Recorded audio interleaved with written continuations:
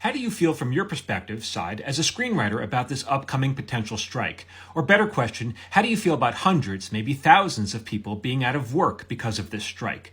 This could affect people's homes, people's nest egg, their union, pension hours. I understand we all want better working conditions and rates, etc., but at the cost of what? Just want to know your thoughts on this. Thanks. Look, I don't think this is a bad person, but the way the question is phrased is a little offensive because it blames the victim. You're saying, why don't the writers take a bad deal? Well, why not blame the people, the faceless corporate entities that are offering the bad deal? Well, it's easier to make me the enemy because I have a face and they don't. They're faceless.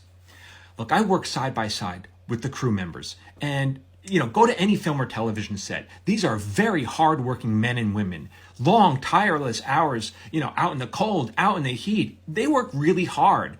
I'm friends with many of these people. I've had crew members at my wedding. I've had actors at my wedding. Do I want my friends to lose their homes? No. Do I want anyone to lose their homes? No, of course not. But when someone offers me a glass of shit, I am under no obligation to smile and call it a tequila sunrise. The last writer's strike was back in 2008 over something called new media, which we now refer to as streaming. The studio's point of view was, since this is new media, we're not really sure if we're going to make any money from this. Therefore, it shouldn't be under the jurisdiction of the Writers Guild. The writers who write this shouldn't get health and pension contributions and minimums. They shouldn't be protected. The Writers Guild point of view was, well, if you're not really sure you're going to make money from this, why are you doing it? Sounds like this is something that could potentially get you fired. Then the studios were like, actually, we think we're going to make a lot of money from doing this. Negotiations happened. At some point, the negotiations broke down, and the studio said, this is our best and final offer. Take it or leave it. And the Writers Guild was like, we're leaving it. Strike.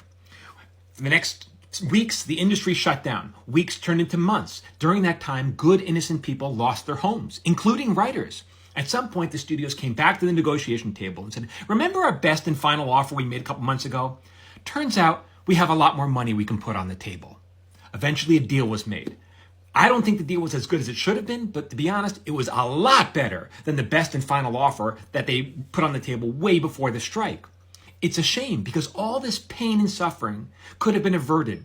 These people didn't have to lose their homes. But unfortunately, this is how business works sometimes. You have to fight strength with strength. If at some point the crew members need to go on strike to get more for themselves, I support them. For more on what it's like to be a TV writer, keep following me at Michael Jamin Writer.